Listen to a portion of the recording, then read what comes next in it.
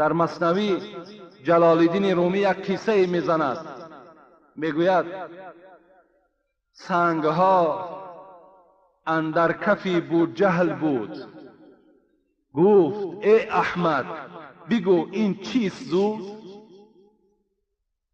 گر رسولی چیست در دستم نهان، گر خبرداری ز راز آسمان.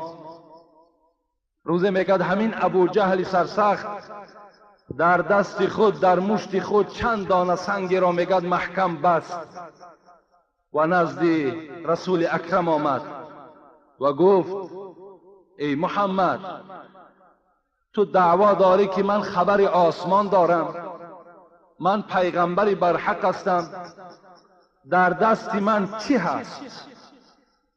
الحال همین مشتی که من برای تو کردم در داخلش چیست؟ گفت چون خواهی بگویم کان چی هاست، یا بگوید آن که ما حقیم وراست. رسول اکرم جواب شبینید، گفت ابو جهل تو میخواهی که من داخل مشت تو را خبر دهم که در مشت تو چیست، یا میخواهی که آن چیزی که در مشت توست آنها گواهی دهند که من بر حق هستم؟ گفت چون خواهی گویم کان چی هاست، یا بگوید آن که ما حقیم وراست، یا آن چیزی که در داخل دست توست آنها گواهی دهند که من بر حق هستم. گفت بوجهل این دوم نادرتر است. بوجهل گفت آیا آن چیزی که در دست من است وی گواهی میدهد که تو بر حق هستی، تو پیغمبر هستی؟ گفت بله. گفت این نادرتر است. گفت انا همین را من میخواهم. گفت آره حق از آن قادرتر است. گفت ابو جهل تو گفت بسیار بنده عاجز هستی، تو بنده گمراه هستی،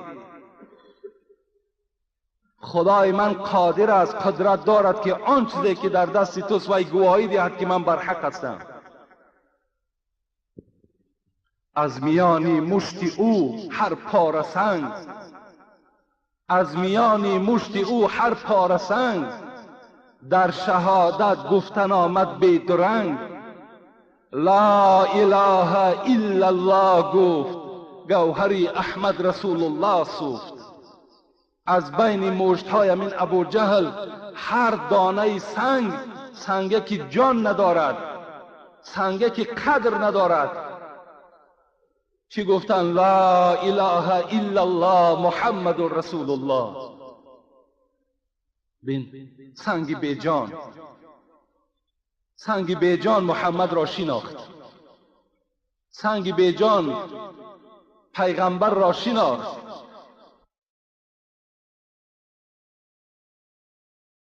چون شنید از سنگها بوجهل این، چون شنید از سنگها بوجهل این، زد ز خشم آن سنگها را بر زمین. وقتی شنید که این سنگها دانه به دانه لا اله الا الله محمد رسول الله میگوید، در خشم آمد و آنها را میگه در زمین زد، میگه لکن ایمان نآورد. حضرت مولوی میگوید رسول را استونی حنانه بشناخت، ابو جهل آدمی و دشمنی ساخت. یک استون حنانه بود، یک درختی بود که پیغمبری خدا بالای وی می برآمد به مردم موعظه میکرد. وقتی که برای پیغمبری خدا میگد یک منبری نو تیار کردند، یک چوبی نو تیار کردند، پیغمبر او چوب را ترک کرد و بالای این چوب برآمد. این حدیث صحیح بخاری است. همان چوب میگد مثل کودک گریه میکرد. پیغمبری خدا را شناخت. گفت پیغمبری خدا از این روز اعتبارا دیگر بالای من نمی برایی؟